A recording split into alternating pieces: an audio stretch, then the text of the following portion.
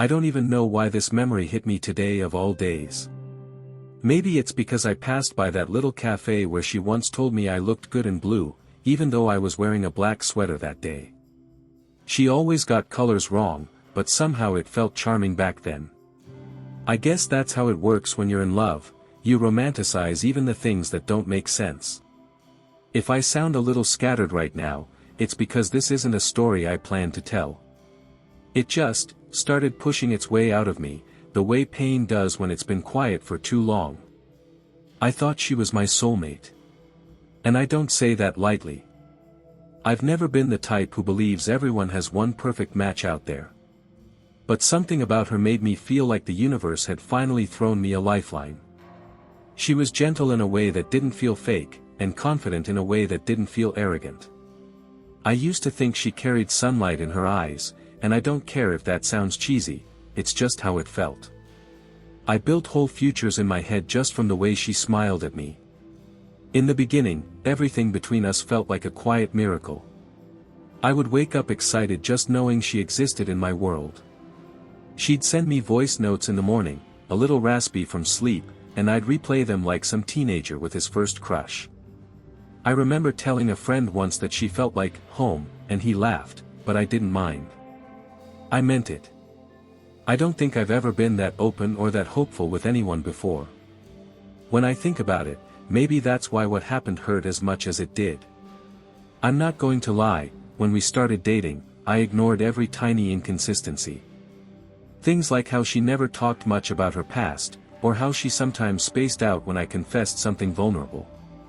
I told myself she was private, shy, reserved. I created excuses because the idea of losing her felt unbearable. Looking back, I see how desperate I was to protect the version of her I carried in my mind. Not the real her. The imaginary one. The one I needed her to be.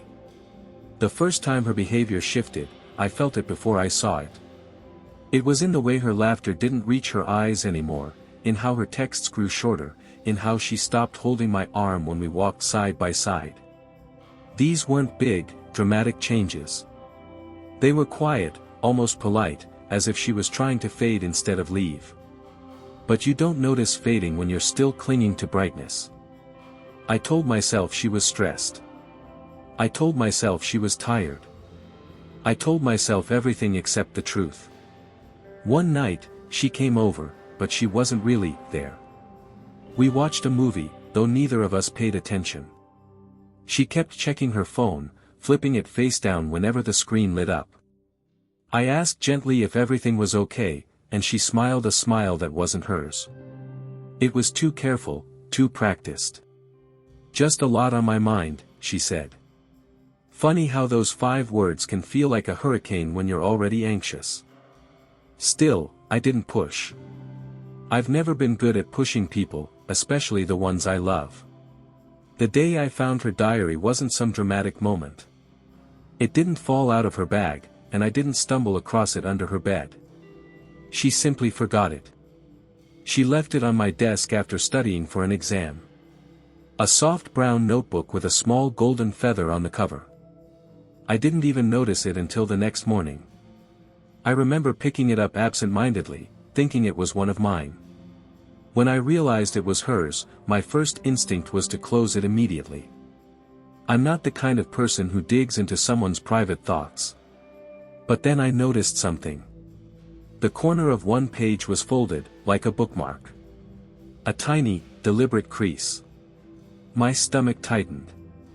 I swear I must have held that diary for a full minute trying to convince myself not to open it.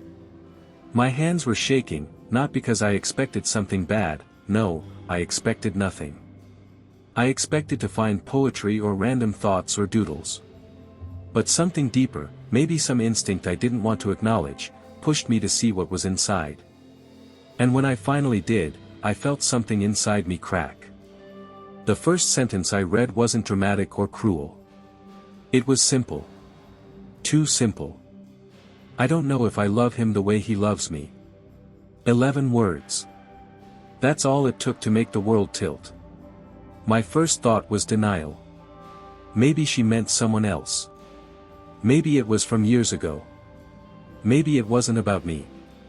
But the date at the top of the page was from the previous week. And worse, the rest of the paragraph confirmed everything I feared but never dared to imagine. She wrote that she felt overwhelmed by how much I cared about her. That sometimes she wished she could feel the same intensity, the same certainty, but she didn't.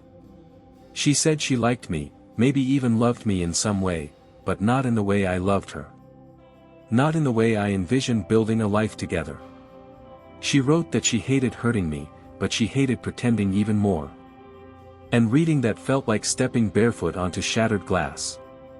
I felt my chest tighten as I read words that were never meant for me. Words that weren't accusations or confessions, just honesty she couldn't bring herself to speak out loud.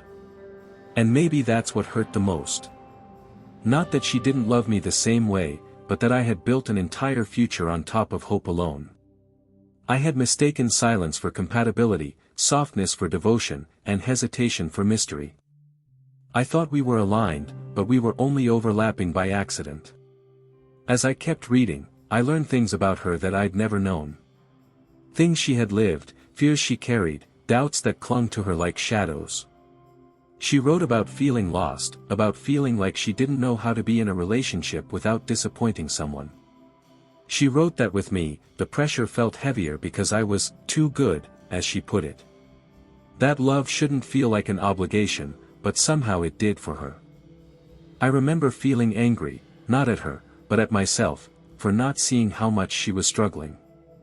When I finally closed the diary, my whole body felt cold. Not the kind of cold you feel on your skin, but one that settles behind your ribs. I didn't cry. I didn't shout. I just sat there for a long time staring at the closed notebook, listening to the ticking of the clock on my wall. Isn't it strange how time sounds louder when your heart is breaking? I realized then that the silence between us had been growing for months, I was just too in love to hear it. I don't know how long I stayed frozen like that, but eventually I stood up and walked to the window. The world outside looked painfully normal. Cars passed, dogs barked, someone laughed in the distance. Meanwhile, inside me, everything felt unrecognizable. I felt like a stranger in my own body. Like I'd been handed a truth I wasn't prepared to hold. But the truth doesn't care about timing. It arrives when it must, and all you can do is try not to break under its weight. In that moment, I realized something I'd been avoiding for far too long. I loved the idea of her more than the reality of her. Not because she wasn't enough, but because I built her into something she never claimed to be. I placed expectations on her heart that it was never shaped to carry. And maybe that's the most painful lesson of all, that sometimes love fails not out of betrayal, but out of mismatch. Two souls walking at different paces, holding different maps. I wish I could tell you I handled everything gracefully after that. That I took the truth with maturity, had an honest conversation with her, and we parted peacefully. But the truth is messier. The truth is that I was trembling when I called her and asked if we could talk. My voice cracked. I didn't even recognize the sound of myself. But I knew one thing, pretending wasn't love. And holding someone who wanted to drift was only another way of losing myself. When she arrived at my place that evening, she looked exhausted, as if she already knew something heavy was about to happen. I remember watching her step inside and thinking how familiar her presence felt, even though everything between us had already shifted in my mind. She sat down on the couch, brushing her hair behind her ear the way she always did when she was nervous. I could tell she wanted me to speak first, but I couldn't find my voice. It felt like my throat had closed around every word I needed to say. She asked softly, "Are you okay?" And it broke me in a way I still can't explain. Because she genuinely meant it. She cared, just not in the way I had hoped. I think that's when I realized that love doesn't disappear just because its shape doesn't match yours. Her concern was real, but her heart wasn't mine. I sat beside her and told her I'd found her diary. Her eyes widened, not in anger, but in dread. She didn't even ask why I opened it. She just looked down at her hands and nodded slowly, as if accepting something inevitable. There was a long silence between us. Not the kind that invites comfort, but the kind that holds 1,000 unspoken truths.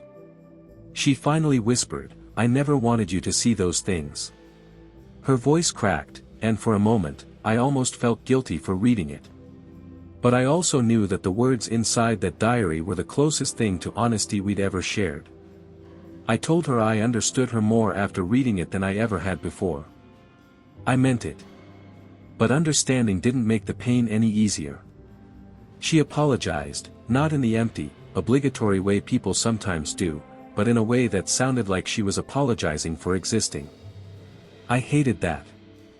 I told her she didn't do anything wrong, that she couldn't force her heart to feel something it didn't. She nodded again, tears gathering at the corners of her eyes. "I tried," she whispered. "I really tried to love you the way you deserve." Hearing that sent a strange mix of gratitude and despair flooding through me. I didn't want her to try.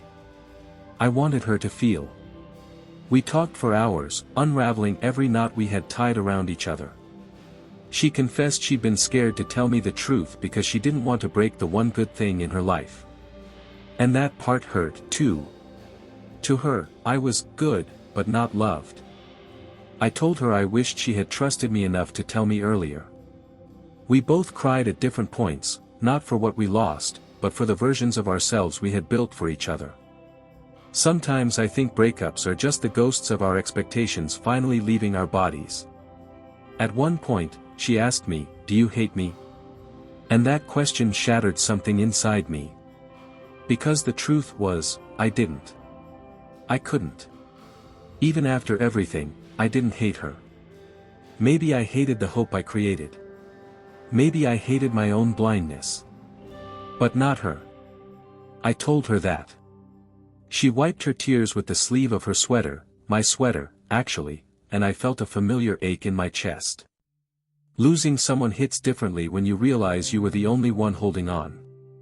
By the time she stood up to leave, the air felt strangely peaceful, like we had finally said everything we were too afraid to face. She hugged me, a gentle, lingering hug, and whispered, "Thank you for loving me." I didn't know what to say to that, so I said nothing. I just held her for a moment, memorizing the warmth I knew I would miss.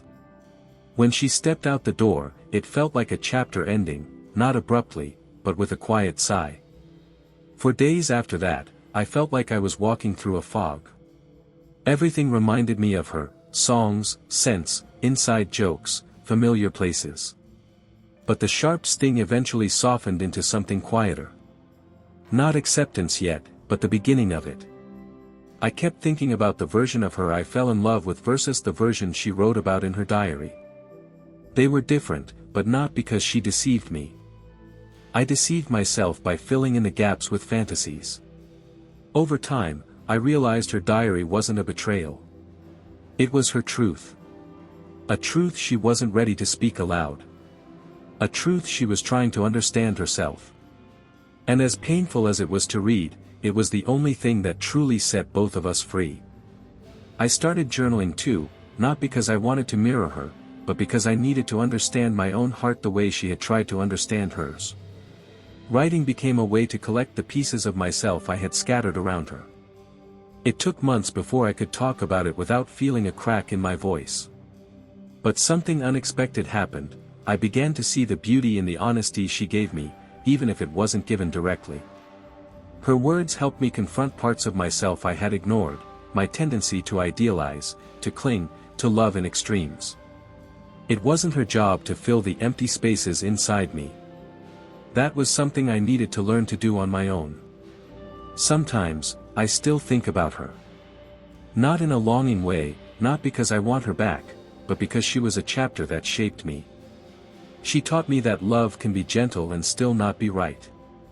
That someone can care deeply about you without being meant for you. And most importantly, that real connection can't be forced into existence. It blooms naturally or not at all. I don't think she ever meant to hurt me. I think she was hurting too, in ways I didn't understand at the time. We were two people trying to love each other with incompatible hearts. It took losing her to understand that love isn't measured by intensity, but by alignment. You can love someone with everything you have and still not be the right person for them. And that doesn't make either of you wrong. Just different. The last time I saw her was months later in that same cafe where she once told me I looked good in the wrong color.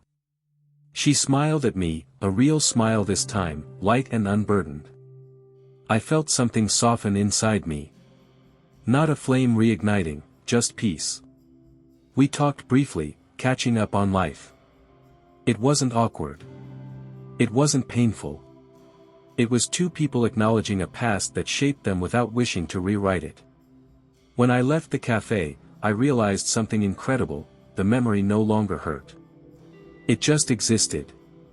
A chapter closed, a lesson learned, a heart healed in its own time. And for the first time in a long time, I felt ready to love again, not because I needed someone to fill a void, but because I had finally made room for myself. Sometimes heartbreak isn't the end. Sometimes it's the moment you finally begin. If you've ever loved someone who couldn't love you back the same way, then you know this kind of quiet heartbreak. It doesn't explode, it dissolves slowly, until you finally see the truth hiding in the silence. And if you're going through something like that right now, I hope my story reminds you that your worth isn't defined by someone else's capacity to love you. Healing doesn't come all at once.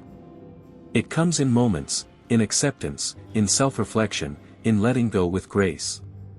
And if you felt something watching this, tell me in the comments. Your story matters too.